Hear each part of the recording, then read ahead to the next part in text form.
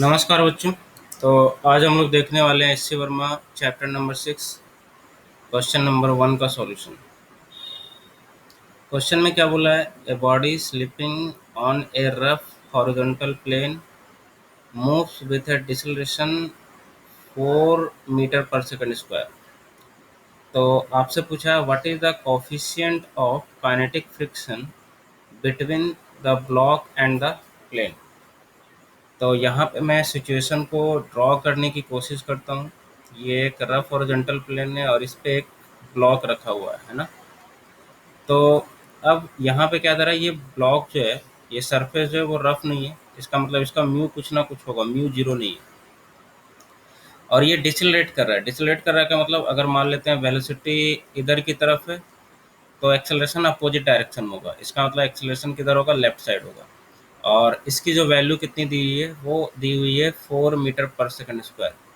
तो ऑब्वियस सी बात है, अगर इस पे आप फोर्सेस दिखाओगे तो इस पे फोर्सेस कौन कौन से लग रहे होंगे? तो एक तो लग रहा होगा इसका ग्रेविटी के कारण जो वेट होगा mg, और एक लग रहा होगा नॉर्मल ऊपर की तरफ। अब चूंकि यहाँ पे सरफेस रफ है तो एक और फोर्स आएगा, वो कौन सा आएगा? फ्रिक्शन का फोर्स। अब फ्रिक्शन किधर की तरफ लगेगा? तो ऑब्वियस सी बात है कि फ्रिक्शन जो लगता है वो किधर लगता है? रिलेटिव मोशन के अपोजिट। तो आप देखो सरफेस तो रेस्ट पे है और ये ऑब्जेक्ट जा रहा है राइट साइड, तो फ्रिक्शन किधर की तरफ लगेगा? तो आंसर इस फ्रिक्शन यहाँ पे लेफ्ट साइड लगना चाहिए। तो यहाँ पे जो फ्रिक्शन लगेगा वो किधर लगेगा? लेफ्ट साइड लगेगा। और यहाँ पे आप देख सकते हैं चूंकि एक्सेलरेशन का डायरेक्शन किधर है? लेफ्ट साइड, तो ऑब्वियस सी बात है कि कोई ना कोई फोर्स होना चाहिए लेफ्ट साइड में। और ये जो फोर्स है वो कौन सा है? फ्रिक्शन ही है, जो कि इसको एक्सेलरेट कर रहा है किधर की तरफ? Left side. या हम लोग बोल सकते हैं कि यहाँ पे डिसलेशन हो रहा है, चूंकि एक्सेलरेशन एंड वेलोसिटी का जो डायरेक्शन है वो क्या है? अपोजिट है। तो एक तो यहाँ पे हम लोग ये लिख सकते हैं, चूंकि हॉरिजॉन्टल डायरेक्शन में सिर्फ एक ही फोर्स लग रहा है। तो यहाँ पे आप एनएलएम अप्लाई कर सकते हो। एफ नेट इक्वल टू क्या होता है? एम ए, है ना। तो हॉरिजॉन्टल डायरेक्शन में अगर देखो तो एक ही फोर्स लग रहा है। हॉरिजॉन्टल डायरेक्शन में सिर्फ और सिर्फ फ्रिक्शन का फोर्स लग रहा है, and that is equal to क्या हो जाएगा? Mass of the object into a की वैल्यू कितनी है? 4। ठीक है, तो यहाँ पे ए की वैल्यू कितना ले लिया? 4।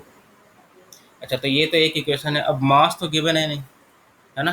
तो अब यहाँ से कुछ और निकालना पड़ेगा कंक्लूजन। अब चूंकि यहाँ पे देख सकते हो आप स्लाइडिंग है, तो यहाँ पे जो ये जो फ्रिक्शन लगेगा वो कौन सा लगेगा? इस फ्रिक्शन का मैं नाम क्या दूंगा? तो इस फ्रिक्शन का मैं नाम दूंगा क्या? Kinetic friction. तो ये जो फ्रिक्शन लग रहा है इसका नाम क्या दूंगा मैं? Kinetic friction. तो काइनेटिक फ्रिक्शन की वैल्यू आप जानते हो कि इसका जो वैल्यू होता है वो न्यूमेरिकली हम लोग कैसे निकालते हैं? तो ये नॉर्मल रिएक्शन पे डिपेंड करता है और सरफेस के रफनेस पे भी डिपेंड करता है। तो ये होता है म्यू के इंटू एन। ठीक है, तो यहाँ पर ये जो मैंने लिखा था ये भी तो म्यू के ही था। तो यहाँ पर एक और एक्सप्रेशन में क्या लिख सकता हूँ? एफ के की जगह क्या लिख सकता हूँ मैं? म्यू के into n, that is equal to क्या आ जाएगा? M into 4। अच्छा, ये तो हो गया हॉरिजॉन्टल डायरेक्शन से, है ना।